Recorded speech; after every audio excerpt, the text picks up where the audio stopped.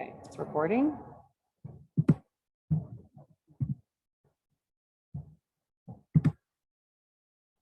Okay. And my name, sorry, thank you. I was just about to do that. My name, for those of you who don't know me, I'm Gabby Bowler. I'm with the SE Group. And we are the consultant that the county has hired to do the Parks and Rec plan. And I'm joined by Jeff King, and I'm with Ballard King and Associate. We're a strategic partner with SE and focus primarily on market analysis and some operational stuff based on our background. So happy to be here tonight. So this is what we've done so far. So we did a lot of data collection in the fall and winter, and we analyzed the county's facilities, programs, and the services they provide. Debbie, we conducted a survey over Debbie, can you hear me? Around November, December. And I'm sure many of you took that survey. And we did final data analysis on that, and I'll show a couple of the main slides from there so you can see the results of that. And then we also did something called a peer community analysis, where we tried to learn from other communities. You know, we thought about what our major issues were, and we said, who out there is doing things right that we can ask what they're doing, how they're doing it, how they made that decision, how they funded this, that, and the other thing. And so we did some interviews with peer communities to get some lessons learned for Lake County. We followed up with a bunch of different stakeholders and had conversations about everything from the swimming pool to baseball fields to Dutch Henry. You know, so we're trying to make sure we do our homework and craft our recommendations accordingly. And then we've done a lot of work, and this has been Jeff's primary thing, is working with the Public Works Department and the Recreation Department on how to get a good plan for maintenance and operations of our facilities. Oh, is it not shared?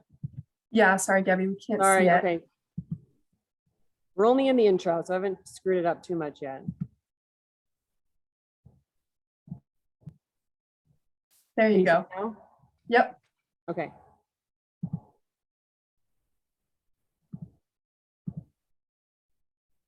So I'm going to share a couple of the main takeaways from the survey.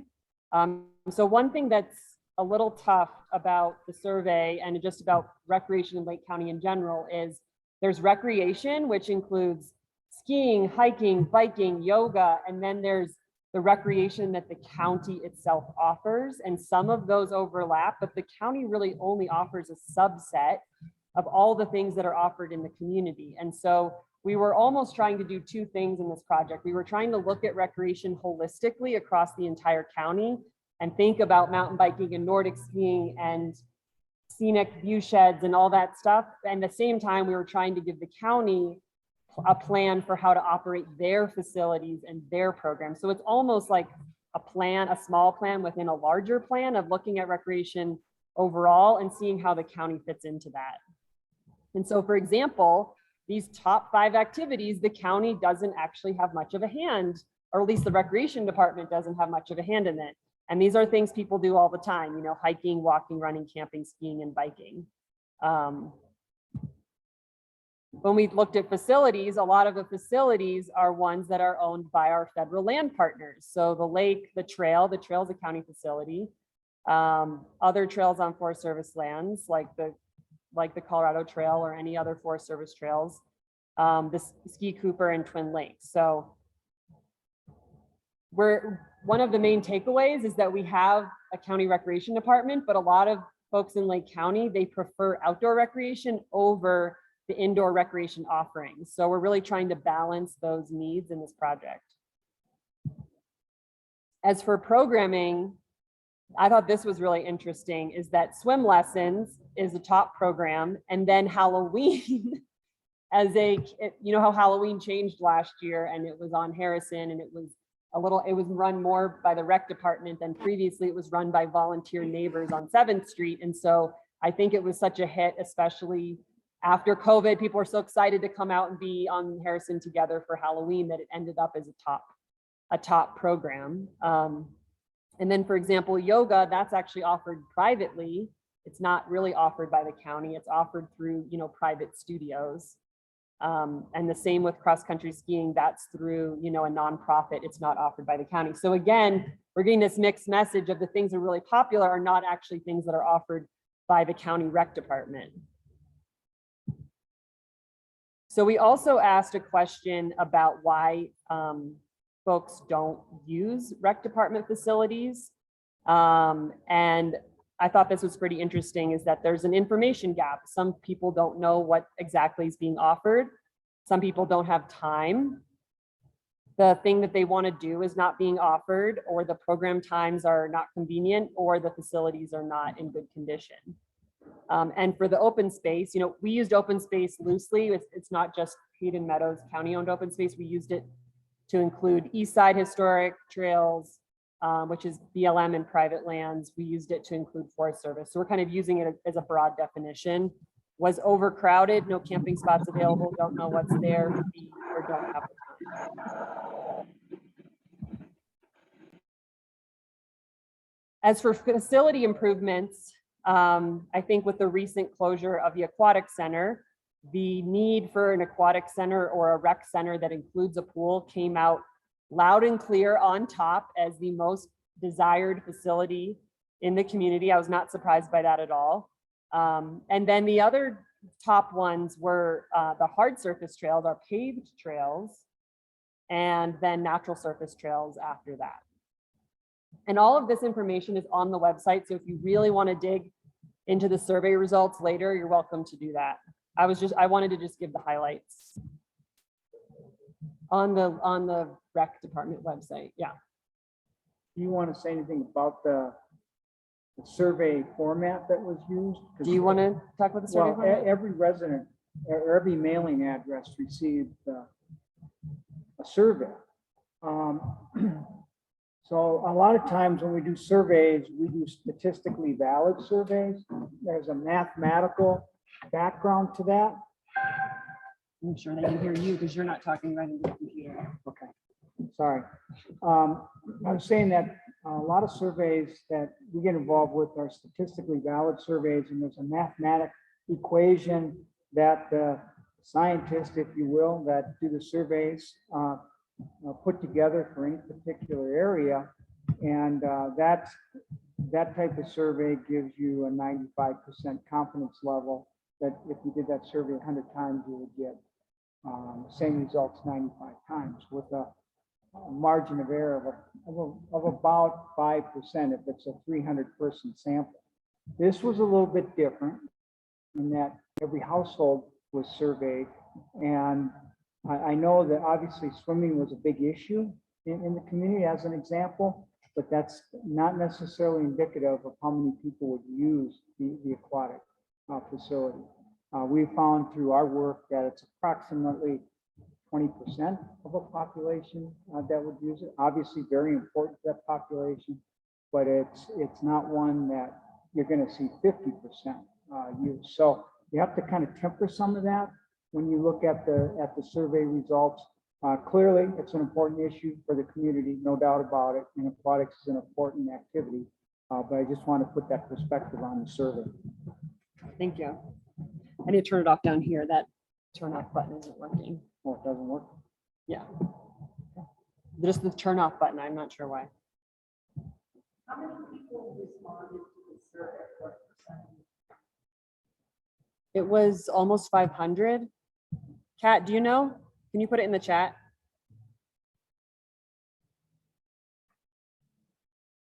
It was more than they needed to have it be statistically significant.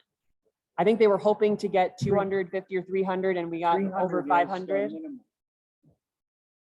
And so what happens when you get more than 300 is it's still a 95% confidence rate. It's just the margin of error goes down. Right. So I'm going to move on to the peer community analysis.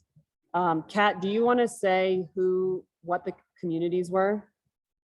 Yeah, I can do that. Hold on, I need to turn the speaker up for a sec. No, you're good.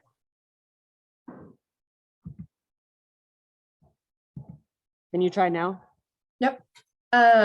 Okay, well, just tell me and I can say it because the speaker is still pretty low.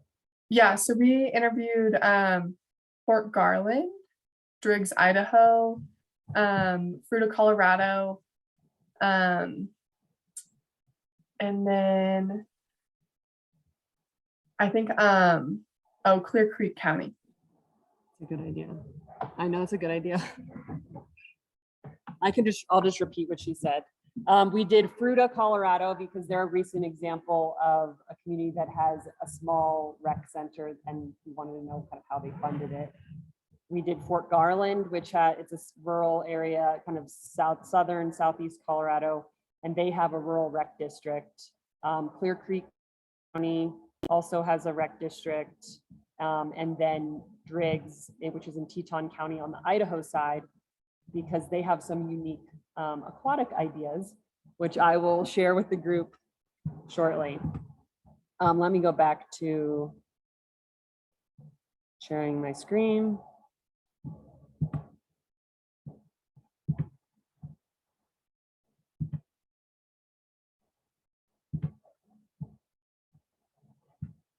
So this will make more sense after I talk about some of the recommendations.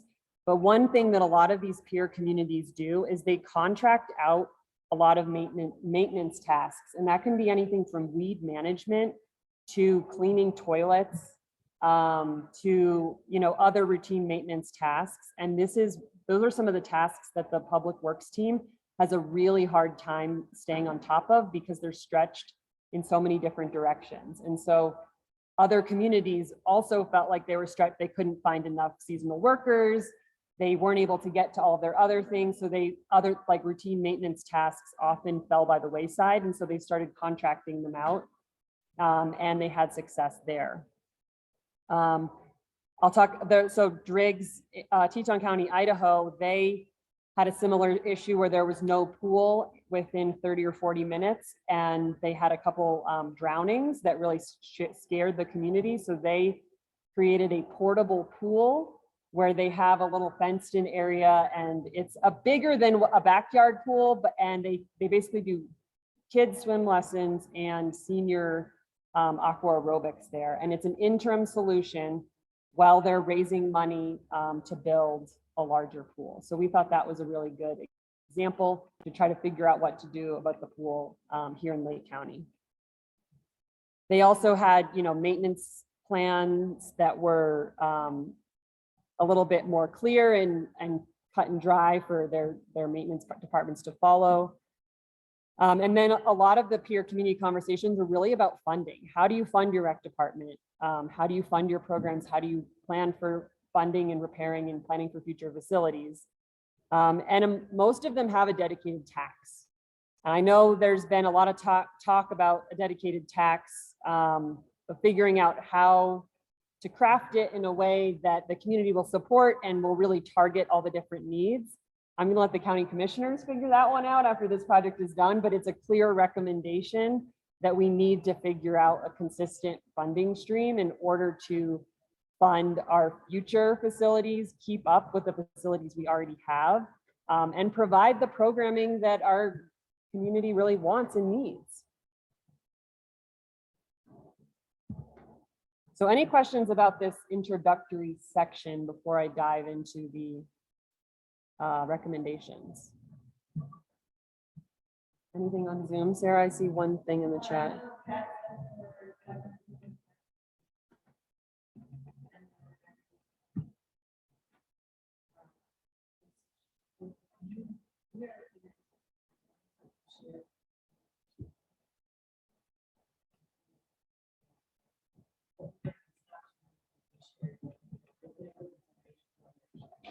To see the comment?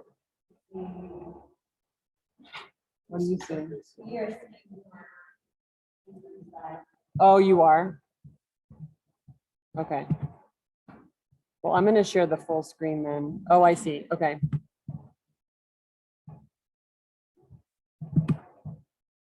Is that better? Yeah. Okay.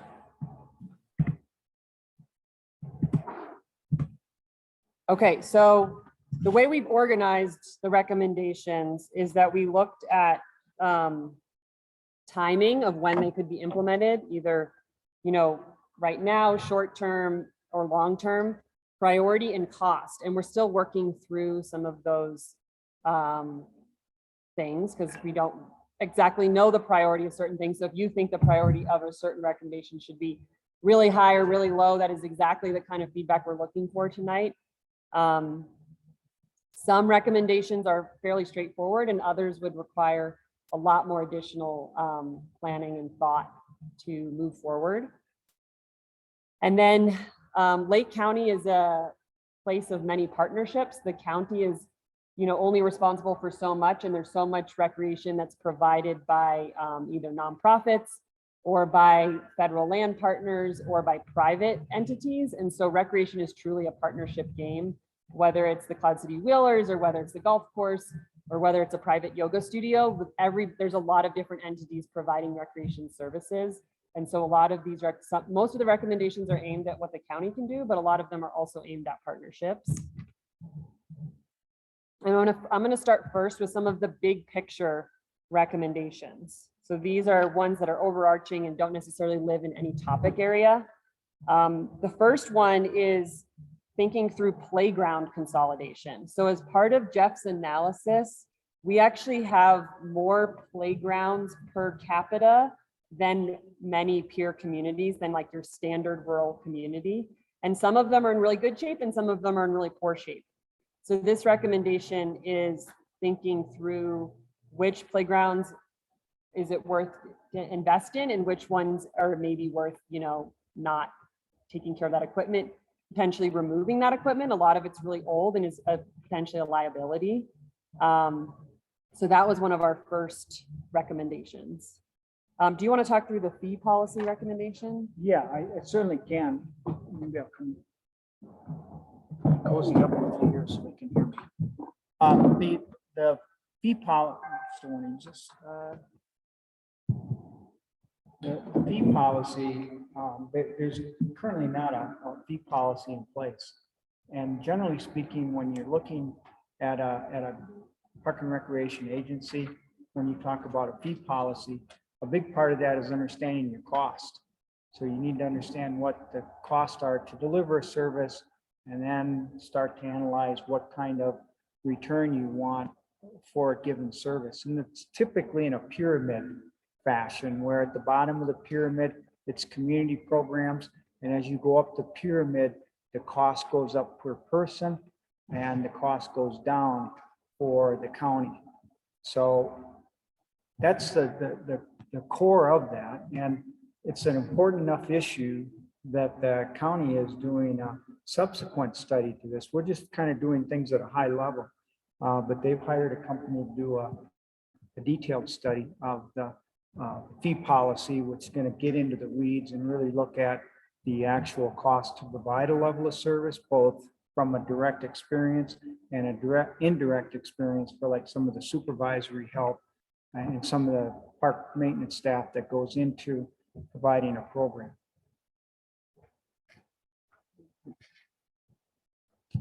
Yeah, so through Jeff's analysis, the county is getting only 15% of its operating costs back, whereas most communities are closer to 25 to 30%. And so there's a lot of detailed recommendations about where the county could potentially charge more, whether it's for renting this space for a birthday party or renting out a pavilion for a barbecue or charging more for specialty classes or letting sponsors sponsor a portable toilet. The different ways for the rec department to get more revenue or to have other people take on the share of some of the costs so that they can provide better services, use their money they have to take care of facilities, et cetera. The next big picture recommendation is around the formalization of partnerships with use, maintenance, and capital improvements. So a lot of this is with the school district. There's a lot of sharing of facilities with no formal agreement.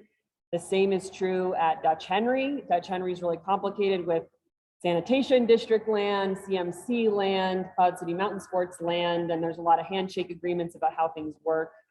But there's no formal agreement that says we're responsible for this, you're responsible for that, I'm paying for this, you're paying for that. And that happens throughout the county.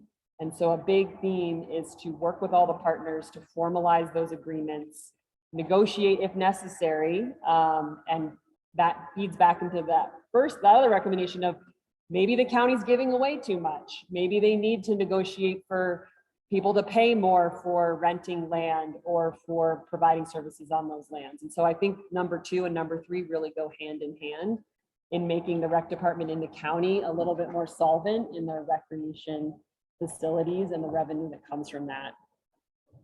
And I would say along with that, ideally, those are agreements that you would be renegotiating or renewing every 3 years. You know, things happen over time, and the longer the time goes, the more things change. So we would recommend as a consulting firm that those agreements are reviewed every 3 years.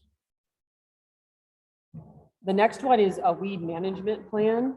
A lot of the facilities are overrun with weeds. We have such a short season here. I think it's something that Public Works has a really hard time staying on top of. There's a lot of certifications that are needed in order to properly manage weeds.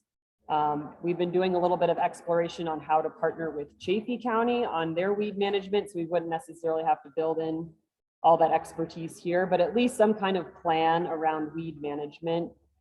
It really denigrates the quality of some of the playing fields. And so I think that's mostly, there is an aesthetic thing too. I don't think most people care too much about that, but in terms of denigrating the quality of some of the playing fields, the weeds really can get in the way of that. Do you want to talk about the next one, the programming and facilities? Yeah, there's a limitation, again, big picture limitation on programming and facility expansion. Frankly, there's not a lot of indoor space. This is one of the few spaces that the county operates. You look at the Huck Finn with the warming house, if you will, that's a program area. It's relatively small. So it does have some limitations on what you can do with programming.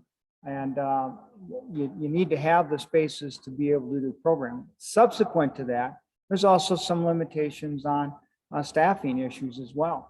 I mean, currently we got 2 staff members, so hopefully soon to have a 3rd.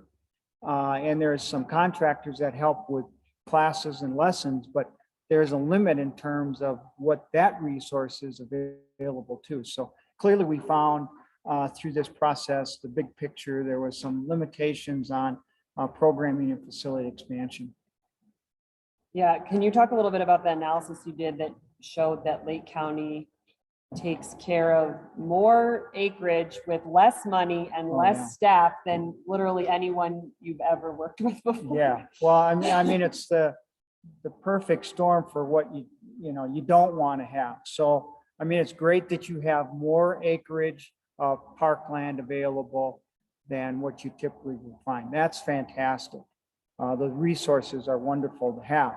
But on the flip side of that, when you look at the number of FTEs to take care of that, it's on the low side. So lots of maintenance needs and lots of facilities, not necessarily a lot of people to take care of it. And then you look at the deferred maintenance, that level is, I think, in our communities that we benchmark was like 200,000. We're guessing that we're up over 15 million. So we don't know for sure, but that's another big issue facing the county. And lastly, when you look at the miles of trails that are maintained, it's like the comparison was like 3 miles, and you have like 14 miles in the county system, not counting the state. So lots of great resources, but it clearly shows we don't necessarily have the resources internally to take care of all that. We'll take the next one, Yep. the maintenance staff. And one of the other things that we noted through this process is, excuse me, there's been very little training for maintenance. It just they haven't had the resources. They've been stretched in terms of what they need to get done. Tim has mentioned that that's a focus for the county as a whole, and they're looking at addressing that to provide more training dollars, but that we list a whole, I guess the list maybe had 14 or 15 different training topics. Lining that- baseball fields, Yeah. taking care of the ice rink, things that need a little extra training to do a good job with. Yeah, even weed management, that was yeah. one of them, because that requires special certification.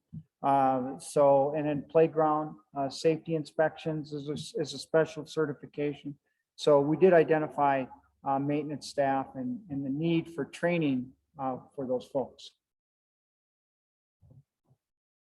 Can we wait till we're done with the big picture and then we'll have a spot for So questions? specific about this, I'm just wondering what the ST is. So that was immediate, short-term, and long-term. Okay. So immediate put in place now, short-term ST, and then long-term BLT. Is that helpful? Okay.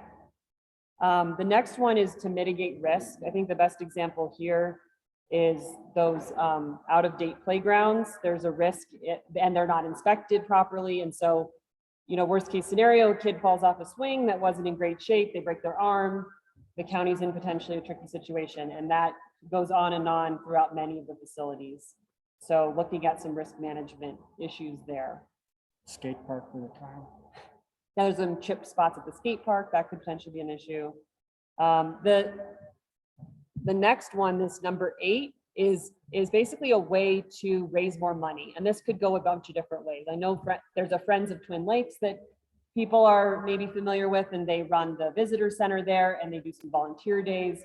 A lot of different organizations have friends groups, or it could go through the Lake County Community Fund of a dedicated funding stream. This is a pretty flexible recommendation, but a dedicated nonprofit that helps with volunteer days, gets people out to volunteer, and then also potentially raises money in support of recreation programs. So we're really looking for other ways to raise money for our facilities. And I'll jump on the conduct a capital needs study. Again, we're working with park maintenance staff. It was an estimate in terms of what the deferred maintenance value was. And we feel strongly that we really need to conduct a study and have an engineer, an architect come in and take a close look at these buildings and the operating systems and kind of figure out where they are in the life cycle. Like a facility like this, does it have 10 years left? Does it 20 years? Is it already past its useful life? We need to get a handle on that. So we definitely think it's important to conduct a capital needs study so that county commissioners and the county has a good handle on what the needs are, and they can start prioritizing those needs, because it's too much to do at one time. So it's creating a priority list with that as well. Number 10 is pretty straightforward, just better collaboration with the rec department and the public works department, especially on maintenance needs. And then the last one is, I've never talked about portable toilets more in my life. As you probably know, the bathrooms in the county, some are in great shape, like the ones at Community Park, and others have not worked for 20 years, like the ones over behind the golf course at Kendrick Park. And so thinking through where it's really worth it to have a restroom facility, and in the meantime, use portable toilets at various trailheads and other places. A lot of the dispersed camping areas get pretty messy with human waste. So partnering with the Forest Service on what the restroom needs and the toilet needs are, because those tend to be in spots where county land and forest land kind of border each other. So a true restroom audit and figuring out the portable toilet needs to keep our recreation areas sanitary is a big recommendation here. Before I move on to the different categories, any questions or even comments about the big picture items?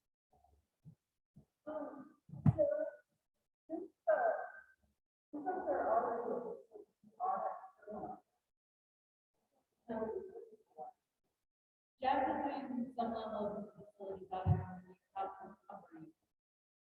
And then emergency assessment of our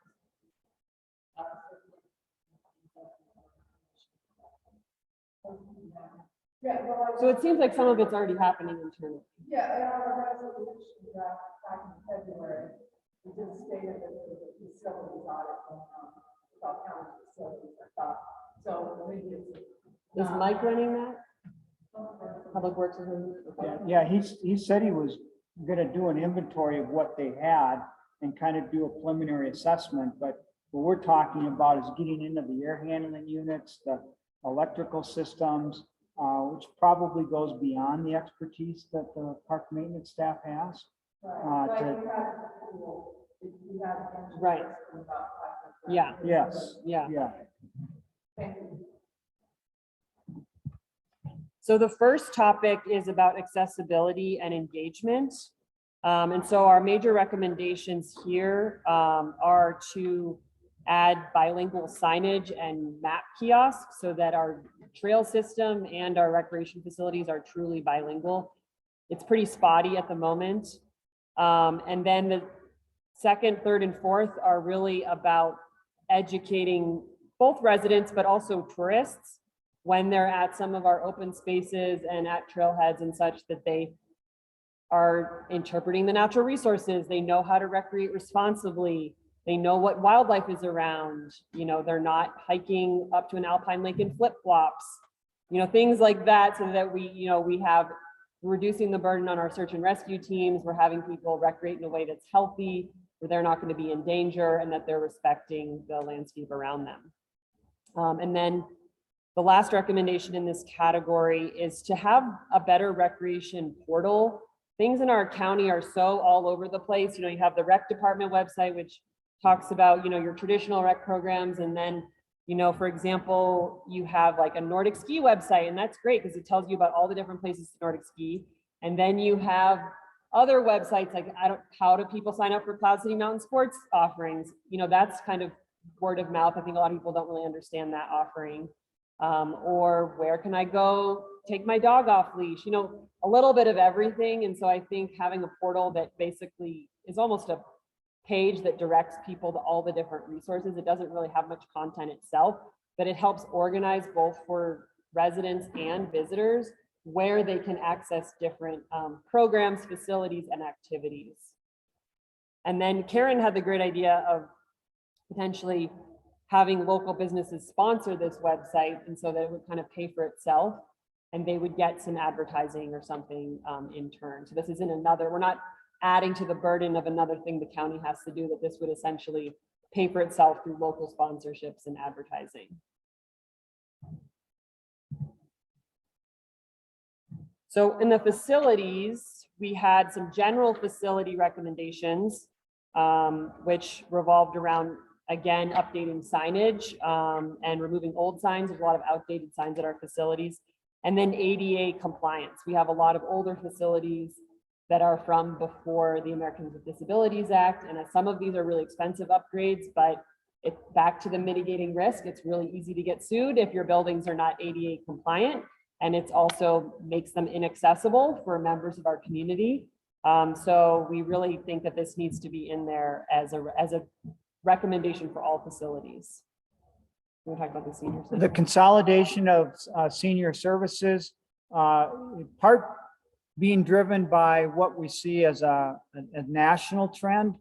It's real common to see senior center operations part of a park and recreation department. They're separated here. They have a house in public health, I believe. Is that right, Tim? In public health. And the other side of it is some of the dynamics that are at play with senior operations. The senior center you have here typically is attracting seniors that are 75 and older. They're looking for the meal, and those are relatively few, maybe 10, 12 a day when they're doing that. And then the other side is the transportation that's available, and that's being used about once a week. So one of the recommendations we have is look at consolidating that. It would provide the park and recreation staff another room that they could program and use for activities, and provide some much needed support for seniors and expand that. Because recreation department's already doing some senior things, probably for some of the younger seniors, and there's not a lot being done for the older seniors. So it's a recommendation is to bring that together and consolidate those operations. Okay, we're gonna dive into baseball fields. So there's various needs on baseball fields with weed control, thinking through improvements at the Harrison Field location.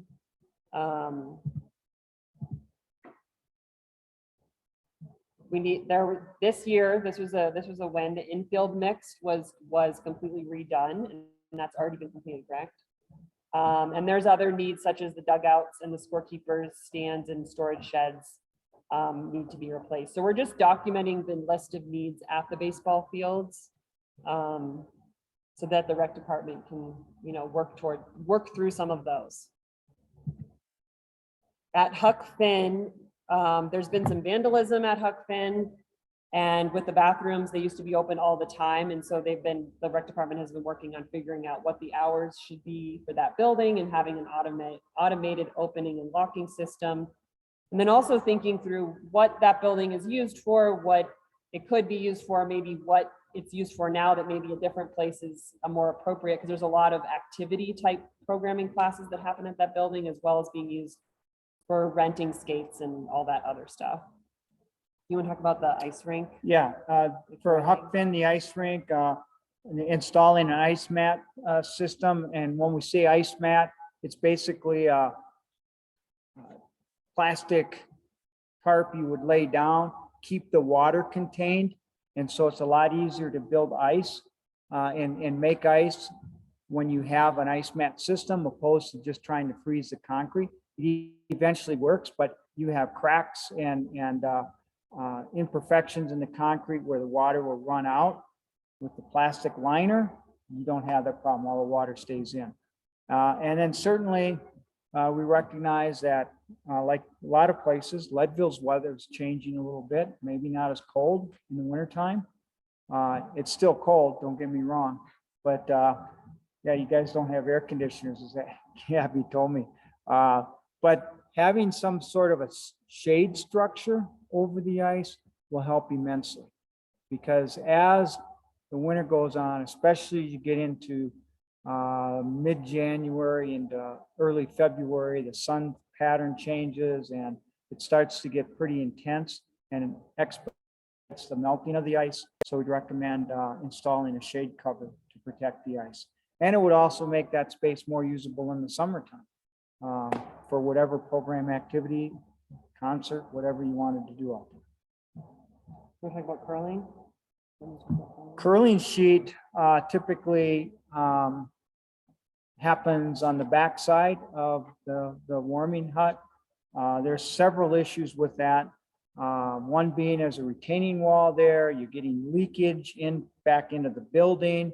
A lot of reflection of the sun off the building, and you've got dark material underneath the ice. So it's really been a challenge for the curlers to maintain that sheet of ice. And we would recommend moving the curling operation onto the main ice. And then the pump track, they got funding for that this past year, and they're installing it this year. And as far as I know, the Cloud City Wheelers are going to be responsible for maintenance into the ongoing future. So I think it's really just collaborating with that and hosting it at Huck Finn. And other than that, the rec department doesn't really need to be too involved with it. The skate park. So only one phase of the skate park was completed. If you've ever been over there, you might have noticed that some of the landscaping hasn't been finished, and some of the walkway and connecting pieces around the edges haven't quite been finished. And so it'd be great to finish that. That was another project where the community got funding for the capital improvements, but never had any plan for ongoing maintenance. And so that's one that the rec department has had a hard time maintaining, because it wasn't really part of their budget or part of their having a dedicated person as having that be part of their job. And then another thing about the skate park is we think it's a good candidate for potential sponsorship. For example, the Woodward Parks at Copper use it in the summertime. And in my opinion, they pay not enough for the use of that facility, which is zero. They give basically some free passes to local kids that a lot of people don't even know that those passes are available. And so we recommend that, and Woodward camps are expensive. We recommend that Woodward really pay for the use of our community skate park. Essentially, maybe that will help finish phase 2 and fund ongoing maintenance for it. So I was a little bit shocked that they were essentially giving away the skate park for free to a very expensive private summer camp. The tennis courts. So the tennis courts are in rough shape. They're essentially unplayable. They need a full renovation. I don't really know what else to say about the tennis courts. Well, yeah, and you have to, basically start from scratch because the subsurface is gone. That's why the big sinkholes are there. So it's starting all over. You got to build the tennis courts from bottom up. Yeah. The dog park does need some improvement, but I think the county would like to see the dog park committee to fundraise and organize those improvements on their own. I know, I was talking about the dog park committee that exists. Yeah. No, I said I think the county wants the dog park committee, if they're interested in upgrades, to essentially fundraise for that on their own. I don't think the county is going to provide any additional. But there's a lot of people in Leadville that love dogs, so I think it actually might be pretty easy to fundraise if folks wanted to. The playground there, the equipment's outdated and the fencing is in rough shape. Okay, moving over to Dutch Henry. Again, back to that formalizing the agreements theme, to formalize the land use agreement between the different owners. And then the tubing lanes have a pretty dangerous curve on the bottom. And so that would be a safety recommendation. I don't believe that is in the short-term plan, but I want to make sure that it's documented so that as Dutch Henry develops, that the curve and where the tubing should go and how it interacts with the skiing and all the other different components, that is not forgotten, and that the tubing is eventually reconfigured into a safer chute. We also talked about, they aren't mentioned on the slide, but I think it's worth talking about them, is figuring out a restroom facility and potentially a support building. Right now, the support building is private, owned by Cloud City Mountain Sports, and there's a portable toilet there. But if it were truly to become, a facility that's used for both residents and visitors, having some Huck Finn-like building there at the bottom of the hill would be amazing. I know that's an expensive ask, but we're trying to be both practical and visionary in this plan. So that's definitely more on the visionary side. And then there's also an issue of the electricity and the different needs for snowmaking. We had a rough winter this year where the snowmaking did not occur because that's part of the fall semester offerings at the college. And it wasn't cold enough and we didn't have the weather for snowmaking in the fall. And so the snow never got made. And then the winter semester doesn't offer snowmaking. And so we never really had enough snow at the tubing facility. So I think this was the perfect winter to kind of show all the issues. Like in a perfect winter, it works better and it just, all works out, but this winter it did not. And so thinking through how to make the tubing not necessarily so reliant on the college or so reliant on all these different things to happen is a major recommendation. You want to talk about the rodeo?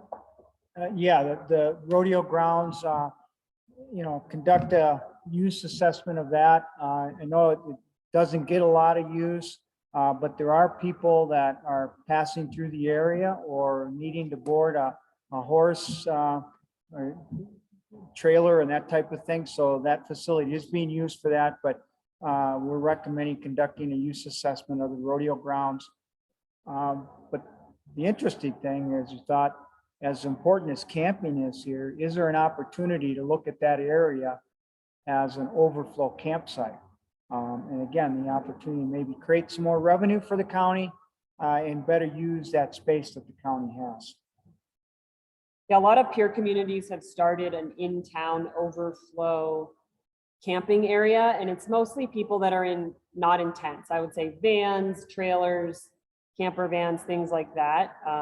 Crested Butte, it's a good example. They have one right on the edge of Mount Crested Butte. It's like, well, if you didn't find a campsite, you can always camp here for the night. Or if there's, we have so many events in town, having a place for camping. And obviously there would need to be, restrooms, a little bit of maintenance, a little bit of oversight on this, but we think this would be a good location for that. You want to talk about the turf field? Turf field is nearing its life expectancy. It's given the intensity of the sun, the use, the weather conditions, it's starting to wear out. So that needs to be on the radar screen, needs to be replaced. And with that also comes standardizing the maintenance procedures to try to extend the life of the turf as long as you can.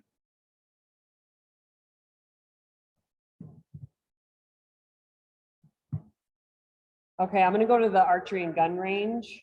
So the needs there are some kind of storage building to store targets, trash, etc. And then potentially an operations plan so that it's maintained properly. It's not in great shape. Jeff went to a peer committee. Was it in Arizona? Where was it? Had the vending machines? Oh yeah, Arizona.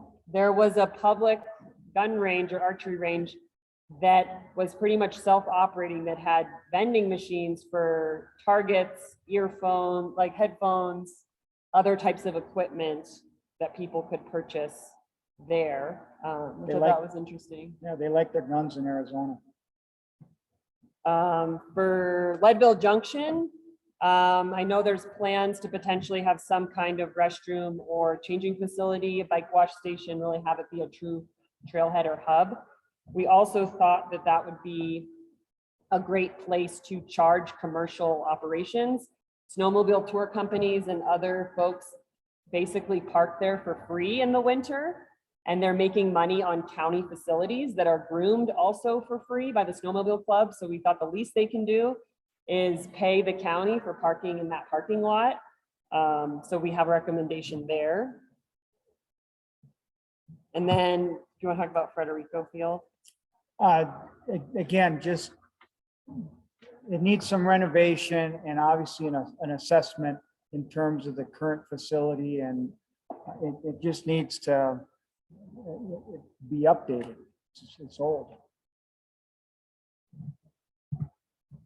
So the aquatic center. So this is a really high priority topic.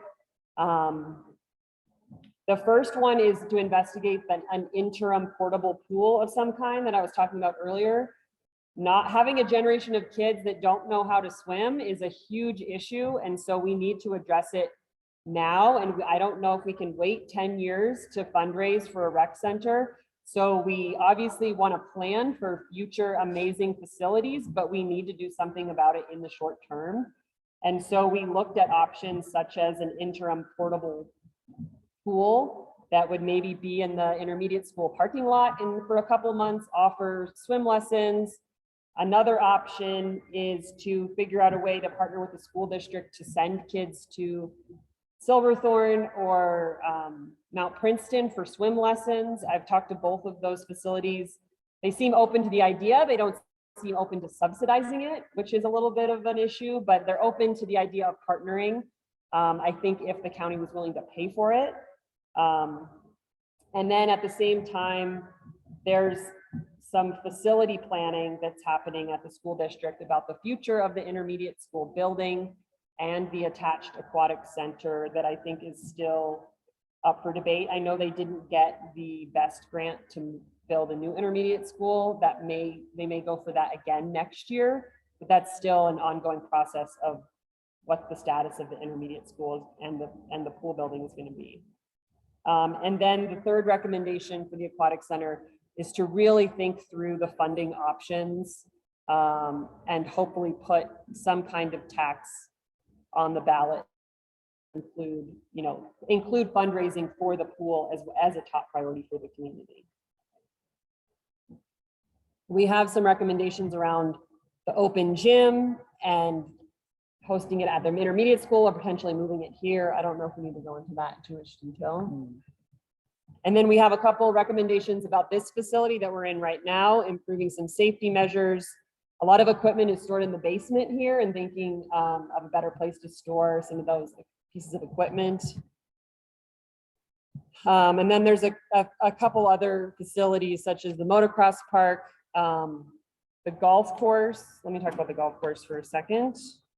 So what we talked about with the golf course is for the county to really think through the organizational structure of the golf course board and how it and its relationship with the county. And so we think there's an opportunity for the county to create more revenue and at the same time use that revenue to upgrade those facilities.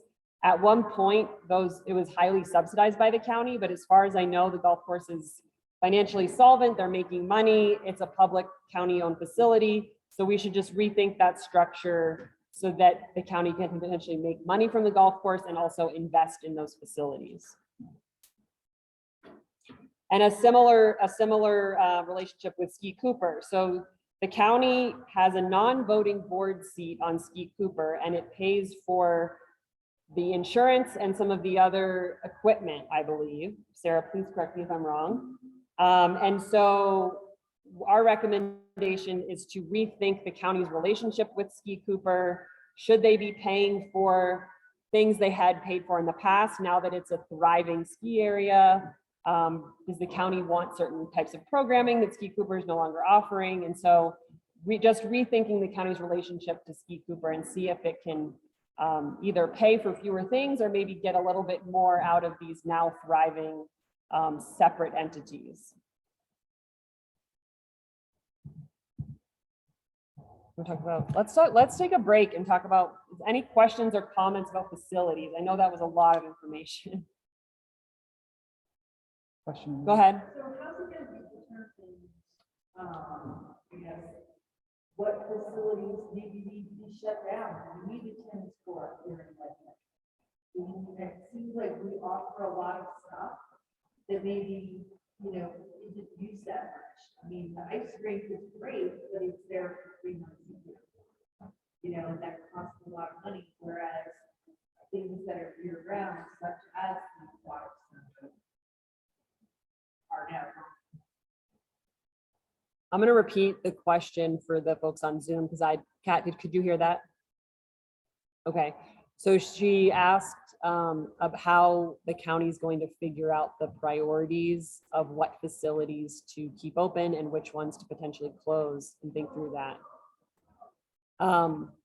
So in this plan, we're going to give our best guess based on the survey results and feedback and conversations with the county about the highest priority recommendations. But I think it's really up for the county after this project to look through everything and make some hard decisions about what they have the staff and the money to maintain, and really think through what are these core facilities and programs, and potentially close restrooms that aren't being used. Let the tennis courts go by the wayside, for example. I'm not giving any specific things, but that's a great example. Tennis is not highly used. It's in disrepair. It would be a huge expense to replace it, and it's not a high priority. So, all the dots align on that one. So I think we're setting up in this project, we're trying to set the county up for success in having those conversations, but we're not trying to tell them exactly what decisions to make. You're just saying, if we keep what we have, here's what we need to do.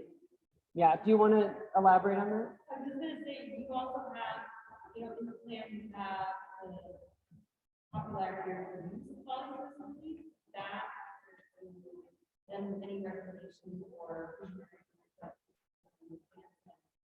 those will all be matched, which I don't think we're quite touching on.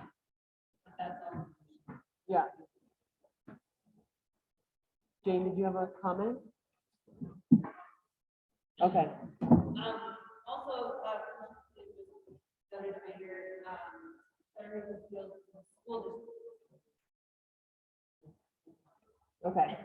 So we'll make sure that, so we're trying again to talk about all the offerings, but we'll make sure that it's noted that that's really up to the school district to decide how to improve it and what to do there. And it is incremental. Yeah, go ahead. I do appreciate what you're stressing about coming together. The schools and the school building. It still comes out of the fact that it's pockets. And so I appreciate the recommendation of getting partnerships together. and working together. Thank you. I have a question about something in the very beginning, but just a question about facilities that I've been waiting. That's okay. You know what?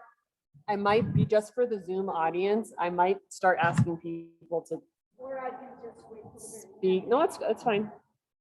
Can you go to the first slide and the second slide? I think the first slide, you have the 5 most popular activities in the state. This one? Yeah, what I'd like to say on this one is it's very interesting that those 5 were listed as a check mark and Nordic skiing was a write-in. So I thought it was very biased that you guys did not list in the survey Nordic skiing as a check mark. And for people to actually write it in and for it to be that high, I think it's a testament to how popular Nordic skiing is here. And I think a lot of people probably didn't write it in. And so that's a little bit biased. The other comment I wanted to make is about the aquatic center I'm with the golf course. And so you need to take into consideration visitors, because I have visitors that come and they all go to the aquatic center to go swimming. So it's not just the locals that go use stuff. And so the golf course brings in people from the Front Range and the surrounding communities too. The thing about fees, I personally would like to see 10 people pay $2 than 5 people pay $3. So there comes a point where a fee is restrictive and people won't do something. Correct. Just like to take that into Yes. consideration. Thank you. Yeah, we really thought hard about that balance between access and revenue generation, because we want to make sure that there is not that cost barrier. And so thinking where it is appropriate to ask for a fee, put it on commercial operators. I think visitors can afford higher fees than locals can. And so really thinking through, and I think there will be more detail on that and with the fee policy, but I want to be very sensitive that we don't want to charge folks to use facilities and have them not be able to afford programs. So thank you so much for bringing that up. Go ahead. Can you come and speak into the microphone? I just want to make sure our Zoom folks can hear you. So during the dog park committees, one of the gentlemen that joined us in the last meeting had a great idea about making QR codes and putting them on signs and hanging those signs up at all of the parks. Not just the dog park. It came up as just the dog park, but then he's like, well, why can't we do this for all of the parks? And then as people are using them, they're like, well, this is a great facility, I want to donate. You can do that. I've talked to Felicia and Karen, and right now the website's not set up to do that, but that might be something that the county wants to look at. Totally. Good comment. Yeah, I think that's appropriate. At Mineral Belt Trail kiosks, we have so many people using that facility. We want to make it easy for them to feel good about donating. That's another good example. Thank you so much.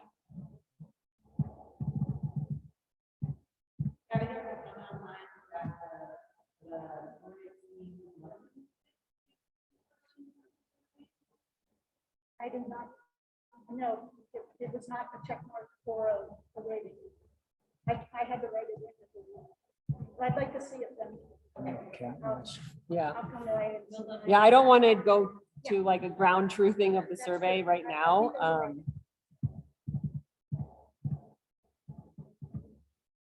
You want to go to programs?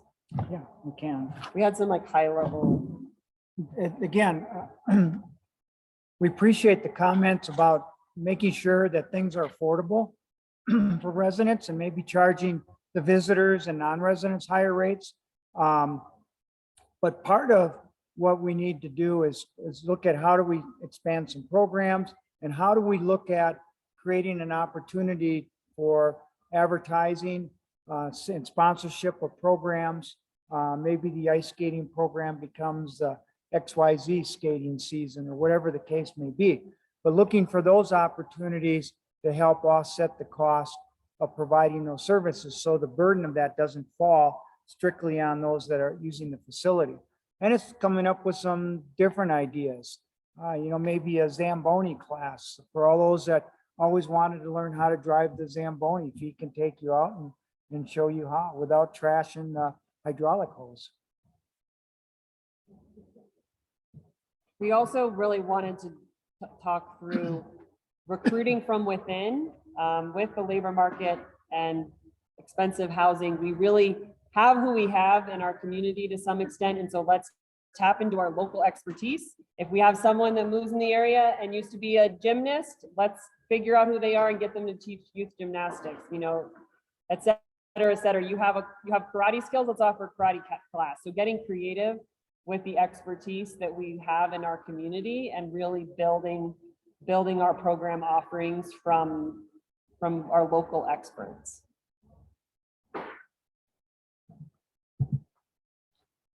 So we did an assessment of a lot of the parks, and there's some general updates for parks such as signage and making sure the playgrounds are safe through a playground safety inspector certification. There's a lot of pea gravel at the playgrounds, which isn't the softest material for a 3-year-old to land after going down the slide. Again, ADA compliance and access. So some general park and playground upgrades. Keep going. I'm not going to touch this. So Kendrick Park, if you don't know which one it is, it's the little park behind the golf course. So the dirt road behind the golf course, you end up at Kendrick Park, and it has a volleyball court, some picnic tables, a bathroom that hasn't worked for 20 years. And we really think that this is a great location. It has some shady spots, it has some sunny spots. It would be great to host a birthday party there, or a small wedding, or some kind of event. And so cleaning up Kendrick Park, letting folks know about it, and then potentially having it available for rentals would be, it's a great facility. Kitty Corral has some basic updates with regards to its sandbox and picnic tables and shade structure and restroom. I don't need to go through all the details there. Ice Palace Park is mainly the playground materials. I think we've gotten to the end of parks and facilities. So any other feedback there before we move on to open space? Anybody on Zoom? Nope. Okay. So open space. So again, this includes the Hayden Meadows open space as well as open spaces on federal lands, Forest Service facilities, BLM facilities, et cetera. And so some of the main ideas for the open space section include a SUP is special use permit. So a special use permitting process for commercial uses. And so this could be anything from a commercial fly fisherman using a public space to ATV tours, to snowmobile tours. Again, we're thinking through like commercial uses on our public lands. They're basically using them for free in a lot of cases. So, and they have a big impact. So thinking through permitting and making the commercial operators give back and pay for the facilities that they're using. That's one of our main ideas. We went to the open space initiative meetings, and there's a lot of partnerships happening throughout the Arkansas Valley through land acquisitions. I think GARNA, the Greater Arkansas, what does it stand for? Yeah, Greater Arkansas River Nature Association, maybe? Yeah, they do a lot of conservation, thanks Cooper. They do a lot of ecological restoration, nature interpretation. They have a lot of volunteer cleanup days. So partnering more closely with them, they tend to focus more on Chaffee County, but they're very interested in doing a lot of work up in Lake County. The Forest Service they have a lot of projects in Lake County that have to do with organizing the dispersed camping and cleaning up a lot of camping areas that have become overrun in the last few years. So that includes the camping areas around Twin Lakes, Half Moon, and below Turquoise Dam. So continuing to partner with the Forest Service on some of our dispersed camping areas so that they stay beautiful and sanitary and a little more organized, and they respect wildlife and all that good stuff. Another idea is to collaborate with the tourism panel.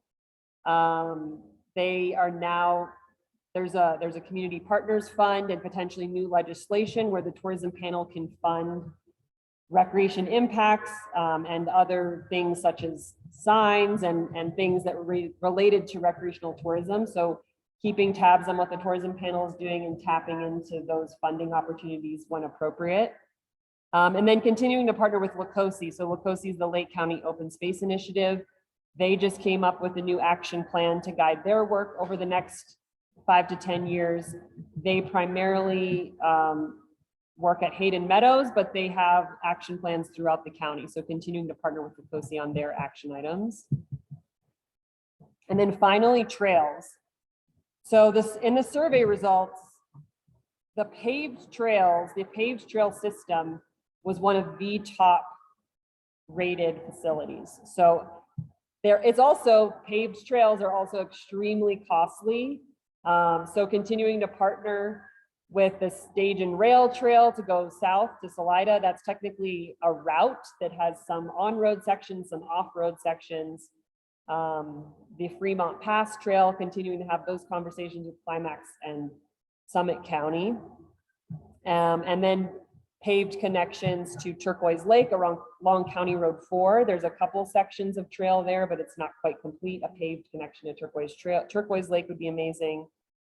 And then other trail areas, continuing to partner with the college and the Wheelers on the maintenance and expansion of the Timberline Trail system. A lot of people know them as the CMC trails.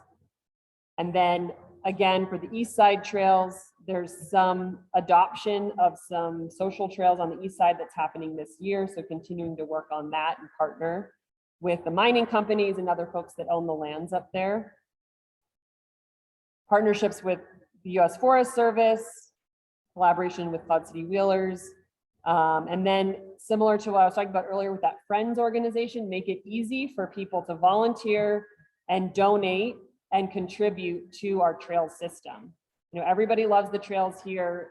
I think we needed to enhance the culture that it's normal to donate and volunteer your time to keep our trail system amazing. And I think we do have a great culture of that. We just need to keep it up. And then another recommendation is to further embrace Leadville's designation as a gateway community to the Colorado Trail and Continental Divide Trail. We have, Kevin, was it a couple years ago we were designated a gateway community? Okay, so we're a gateway community for that, but I think we could do things to enhance that a little bit and build some value around, we're a gateway community to this trail system, embrace the fact that we're a stop along the way on these major state and national trails, etc. I think we're kind of near the end. I know this is a lot of material. So any questions about the last section, the open space and trails section? Yep. You talk about the soft surface and that being less expensive. When you put in a paved trail, it'd be really nice to have like 3 feet of soft surface for runners. People that like use them, that don't want to be on that feet of concrete or asphalt. Kat, did you hear that recommendation? Okay. So now I'm going to turn over to Jeff. Do you want to turn some lights on now that it's getting a little dark? Okay. I think you'll be able to see. It just feels weird to all be in a dark room together. No, I love when there's a soft shoulder on the side. I agree with you. Go ahead and do the Santa Fe Trail. Goes from Colorado Springs up the, no, How's that? Better? Okay. Okay, want to talk about the maintenance plan overview and then we're going to get into some of the recommendations. But the plan overview covered things like the playground equipment, weed management. We listed out specific staff trainings, identified the partnership agreements and the need to formalize those agreements, create some standard operating procedures. Those are referred to as SOPs. We need also, we included information on the aging infrastructure. And we talked a little bit about the need for that capital assessment plan because deferred maintenance is a significant issue for the county. And lastly, talked about some performance measurements that could be used from here on forward to help the county administrators and elected officials make decisions based on data that's drawn and some of the performance measures that can be gathered. Well, let there be light. So some of the recommendations, we talked already about the capital evaluation for facilities. We talked about staff training. We talked about renegotiating those IGAs, intergovernmental agreements. We have some recommendations in terms of increasing revenue. And again, that's not on the back of the end users or the people that are in the programs. It's looking at alternative resources and funding mechanisms to help build a stronger revenue base. It's fully utilizing the PubWorks software. The county has a PubWorks software program that it's a wonderful tool. It's being used partially, and we'd recommend full embracing of that program, which is going to require staff training. But as that occurs, then you start to get the metrics out of that system that you can start to use to analyze what you're doing with the maintenance staff, where some of the needs are, and it becomes it provides a tool to help make decisions based on data instead of emotion. So if the park maintenance folks come before the county and say, we need more staff, there's a way to justify that based on this PubWorks program when they start tracking everything that's being done. So we might have 10,000 hours worth of stuff we do, but we only have the staff resources to do 8,000. Well, that's the kind of stuff that commissioners understand. Weed management, we've talked about that, and it is pretty complex. It's not just going out at, yes, he's going to have her kids out pulling weeds, but it goes beyond that. It's how do we treat that long term, and the training necessary actually is a 2 to 3 year period of time. So that's going to be part of the recommendation. The asset management, talking about the equipment that's being used, what life cycle is that on? We're also going to be making some recommendations on best practices for the maintenance staff. I mentioned funding previously, and also making some recommendations on those standard operating procedures.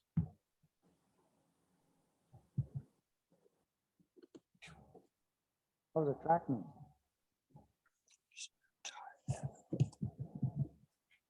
Any questions around the maintenance piece? Okay, so we're almost at the end of the project. So what we're doing here is we're going to work with our county staff on implementation and priority timing.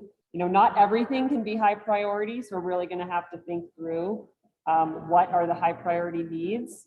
We're going to take comments here, and then there's also an online form if folks weren't able to come tonight to comment on these draft recommendations. And then we're going to finish up the document. And we're really hoping that the new rec director, who will start hopefully in the next few months, this will be their guiding document, that they can come in, really understand the state of all the facilities and programs, and take this plan as a way to, you know, work with the commissioners and the other rec staff and start moving forward. I think we're at the end here. I have some concerns about the whole aquatic center. Can you use the microphone so that folks can, yeah. Turn it on. Thanks. Hi, my name's Jane Harrelson and I'm with PD Friends. And I do have some concerns about just the recommendations about the aquatic center. Back in April of 2021, the recreation department, they had to shut down our pool because it was just beyond its useful life. But it would take about $3 million to replace it, bring the ADA up to code, fix the HVAC, and reopen it to the public. The commissioners and the rec department said, take heart, we're embarking on a pros master plan. And they put it like, oh, we'll get recommendations and have a roadmap and see what priorities are. And, you know, take heart.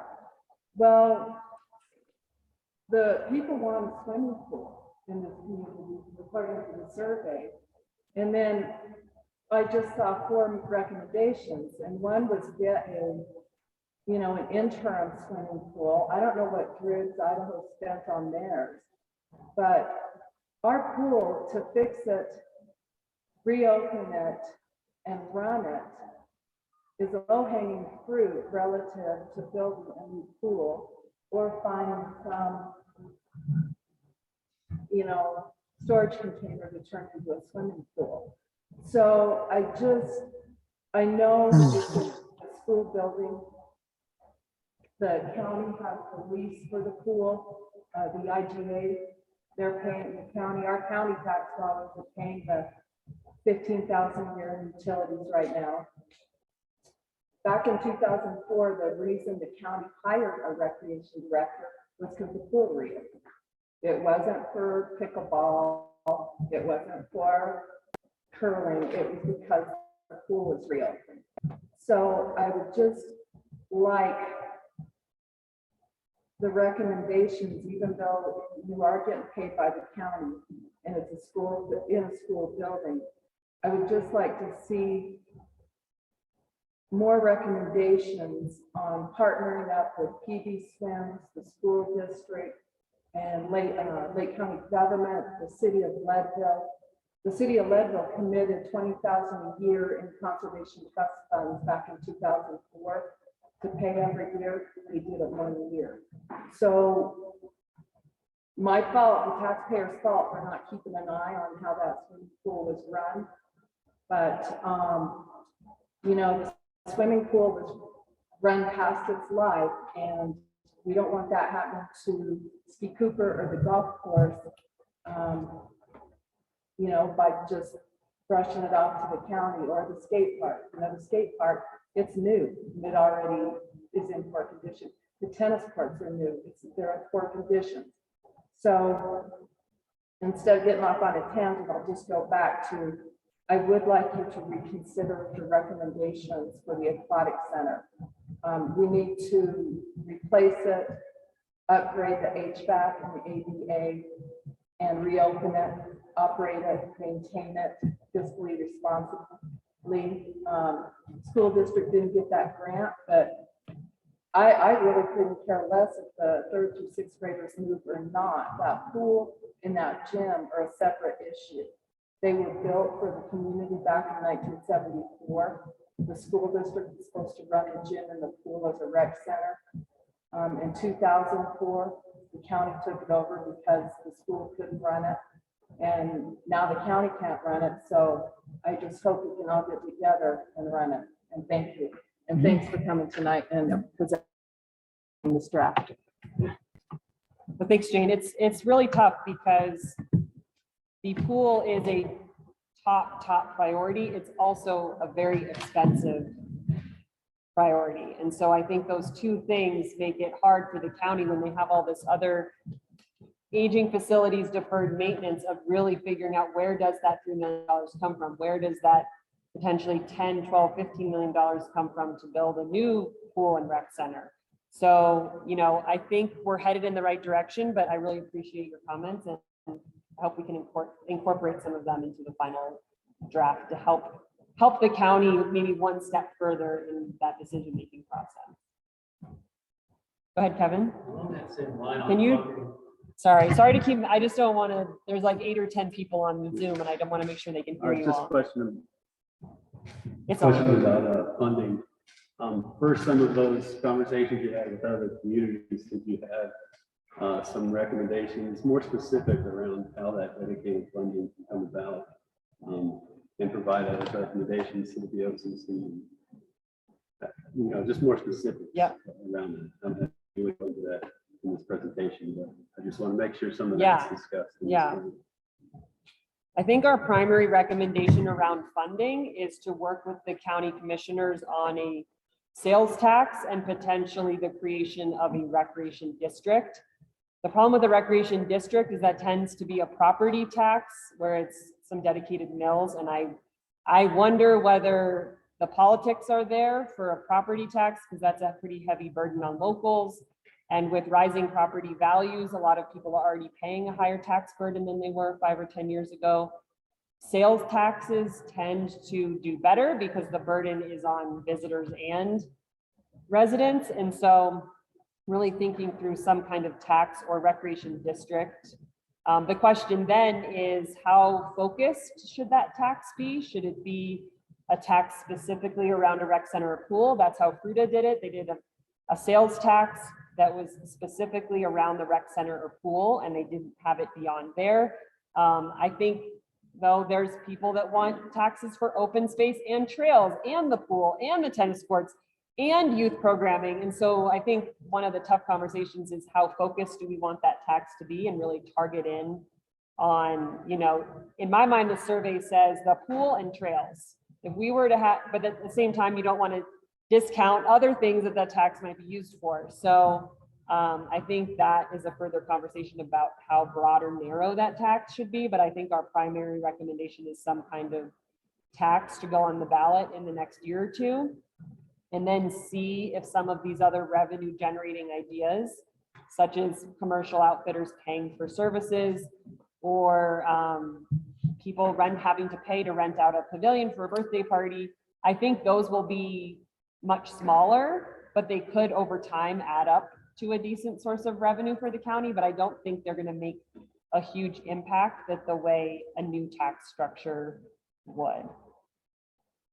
So do you have any other comments about funding? I would just add that as you're looking at a possible sales tax, it seems that the communities that have been successful in passing it have been the ones that have really been able to zero in and be finite with what the dollars are going to be used for. And then you follow up with that. The ones that are difficult is when they're kind of nebulous. They don't really identify the specific projects. And so we would recommend you identify the specific projects. If it's 3 million for the pool or 4 million for the pool, whatever the dollar amount, you're very specific with that. Are there any other questions on Zoom land? Any hands raised or?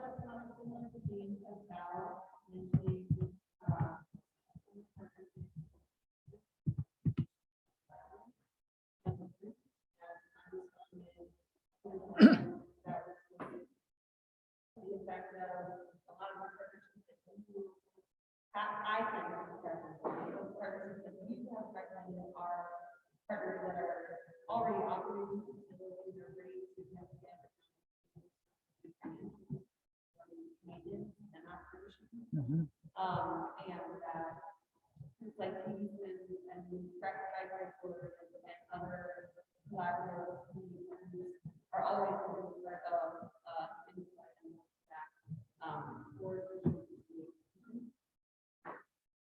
Okay.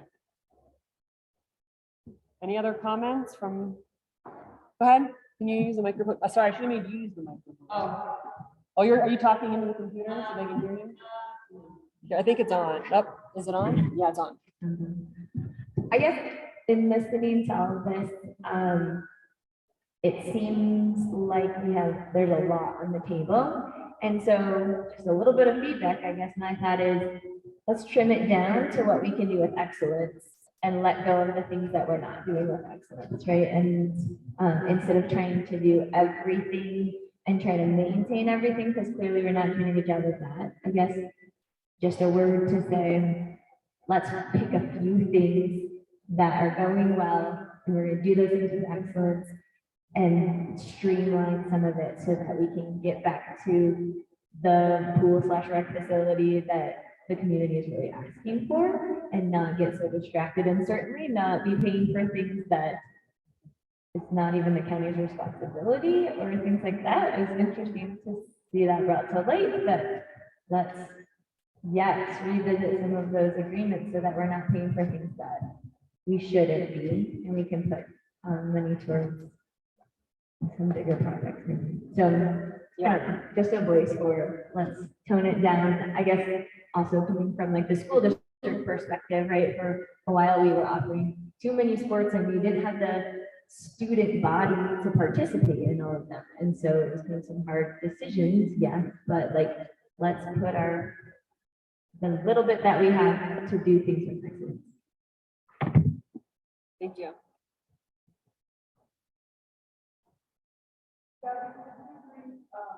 Kira has 2 questions on Zoom. She just texted me. She asked if I would ask you.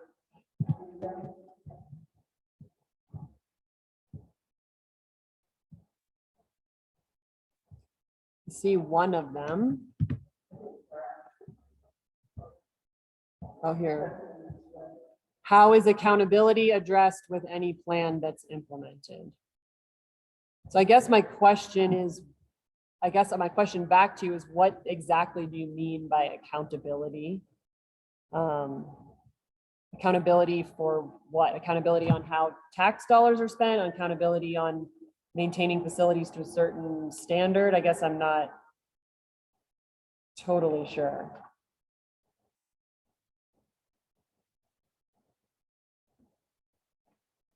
Do you have any comments on that or no? No, I'm not that I can see.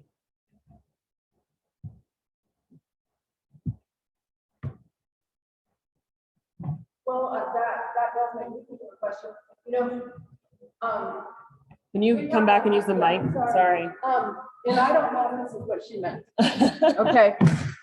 I don't know if this is what Gabby meant when, what Kira meant when she asked about, read that again, accountability. Yeah, how is accountability addressed with the plan that's implemented? How is accountability addressed with the plan that is implemented? I don't know if this is what Kira meant, but, and this pretty much doesn't go to you two as much as it goes to Commissioner Marsh, Commissioner Cooper, school district.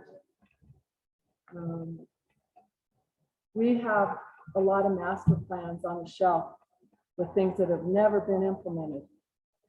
And so if they're thorny people like myself, are we the only ones that are going to say, hey, how can you never implemented that? I have a master plan back from 1998 that says, oh, let's look into a high altitude training center. And the Recreation Advisory Board did have a project list with that on it and in it. But, people come, they work here 10 years and then they move on. Lake County is a stepping stone for a lot of career people. So that's my accountability question. And maybe it's not to you two, maybe it's to everybody here. How are we going to make sure these recommendations are implemented? That we're paying $100,000 for this plan. So let's make sure we use it.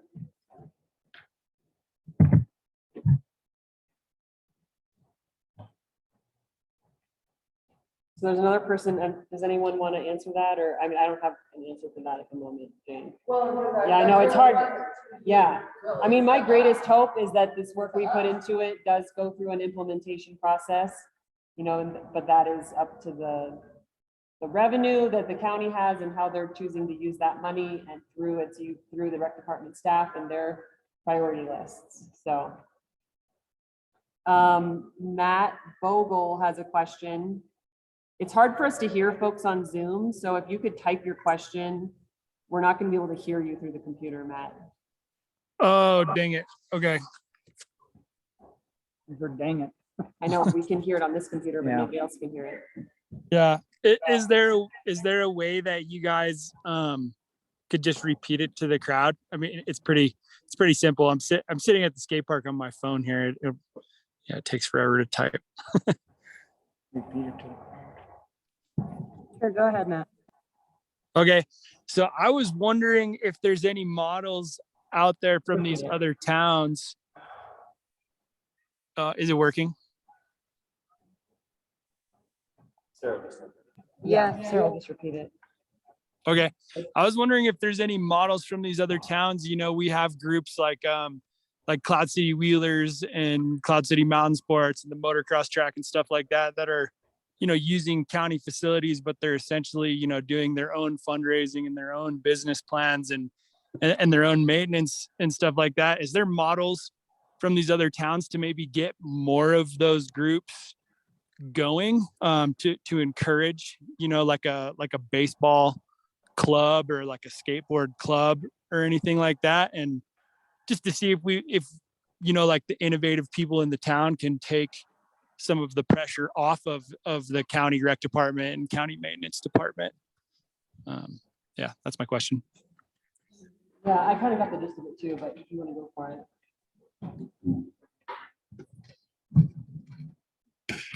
Matt, I think the question was, are there any examples from other communities to encourage or build up groups like some of the few groups that we have in the county that are able to support operations and maintenance of facilities that they currently utilize with the counties? And do you think that's accurate for your question, Matt?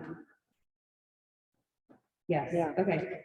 I'll take a quick stab. It looks like maybe Jeff might want to comment.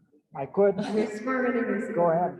But I think that's an interesting question to maybe develop some of that, but I think some of the reason, at least in my experience, being here for 20 years, and why some of those groups are successful is that there's just that drive and that passion of those individuals and those community members. So I don't know how we teach or instill that in just anybody, but the opportunity is always there for that to happen. And those groups have been operating for umpteen years as well, and probably a lot of them only until this point are really kind of on a maybe I don't know, they've set the groove, they're on a good path. So I'm not sure how we would take responsibility for you know, training the community to be prepared to do that. Well, I think it gets at some of those recommendations around friends groups. Like if there was a friends of the skate park that wanted to start and really take ownership of keeping that facility clean and maintained, I mean, that would be amazing. I don't know how to spur that to happen, but I think the more efforts like that, the better, to take the pressure off the county. At the same time, I do worry about everyone splintered into these little interest groups of, you know, I only care about the pool and I only care about trails and I don't care about anything else. I think there are some kind of core facilities and core programs that we want to make sure that everybody's kind of in it together on those as well. And so I guess that's my fear of too many splinter groups, Matt. But I think if we are creative with ways to fundraise through nonprofits and other organizations, I think we should continue to do so. Gabby, I'll add one thing from a national perspective, just to add a different layer on this. We are seeing more and more park and recreation agencies serving as a broker for programming and activities. So for example, the Park and Recreation Department doesn't run the baseball, the Youth Baseball Association runs it. And then in this case, the county would just prep the field and not actually run the program. So we are seeing a movement where they're shifting more of that responsibility onto the user groups. Now, that being said, one of the challenges that these communities are facing is it's harder and harder and harder to find volunteers. People just don't want to do it. So you could say, all right, fine, we're not doing baseball anymore. If the county wants a baseball program, the organization's gonna have to step up.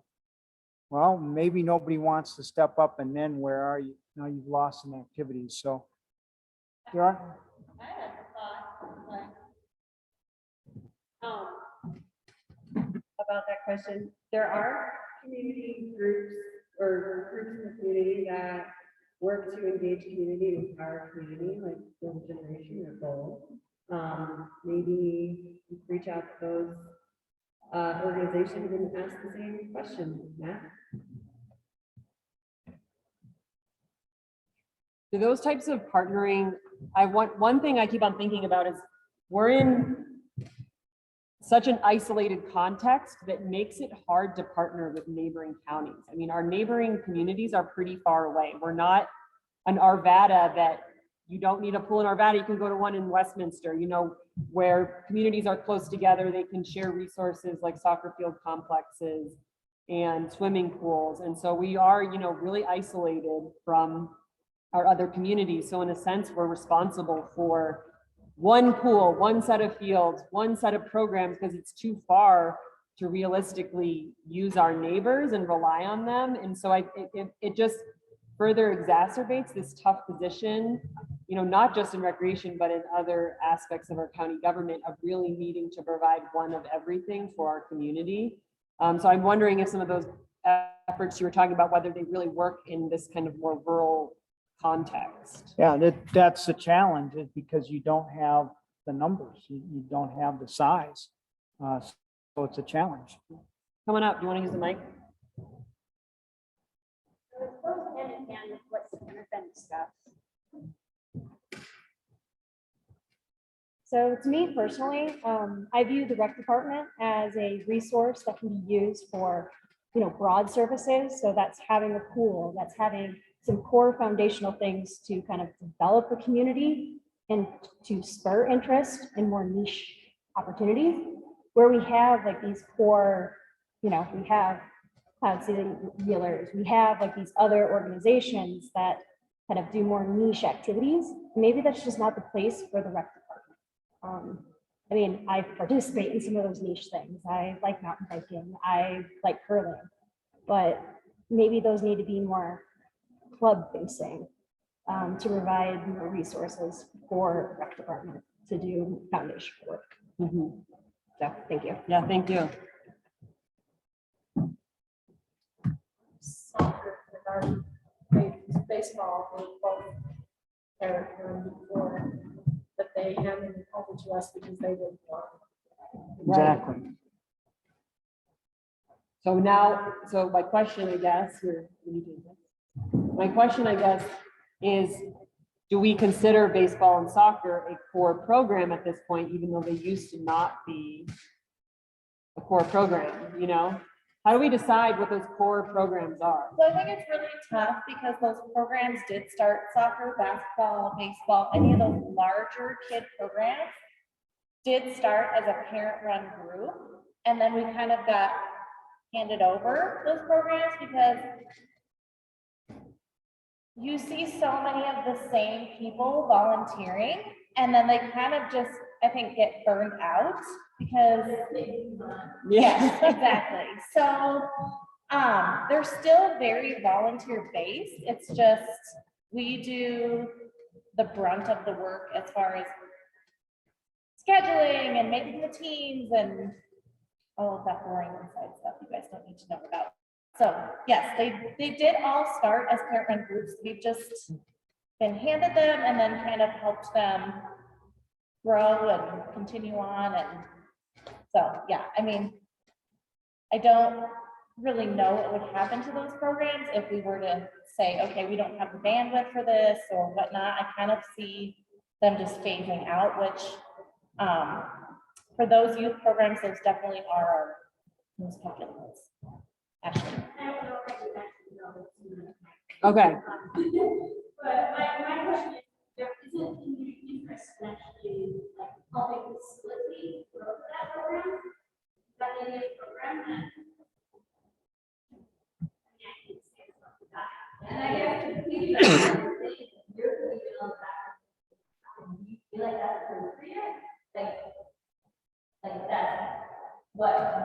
You just Well- repeat the question to the Zoom people, Yes. just summarize it. So, basically asking if that is part of my role and what I should be doing, or, and not just me, I guess me speaking, because I lead, Yeah. as the rec department. You feel like that honors who the rec department should be. So I think, just speaking as myself, like, yes, but that's just because that's my job. And I do think we have a big impact, like our basketball, we can have up to 120 participants. It does have a big impact. And some, I don't know, it all goes through phases too. Like some years we have so many volunteers where I'm doubling up parents and it's making it easy. And then sometimes I'm sending those really hard emails where I'm like, we need a coach or else we're not playing, so I do think it's important, but I also see where everyone's kind of coming from with their different opinions. And I mean, everybody's kind of got their own passions too, so. Yeah, It's a, I would like to see them stay because that is my job, so. I'm just kidding. I'm totally kidding.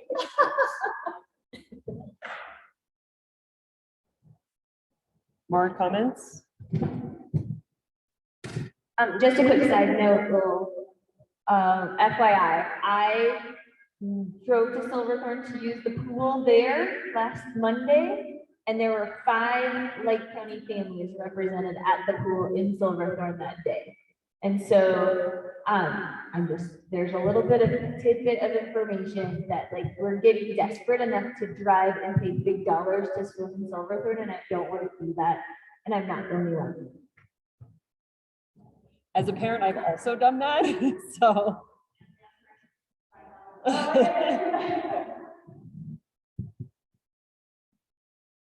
Any other comments from the crowd? This has been really great feedback. I really appreciate it.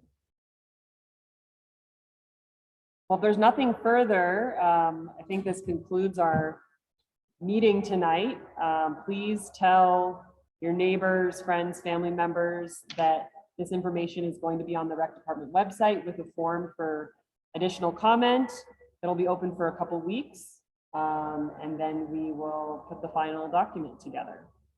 So thank you so much for your time tonight. Thank you.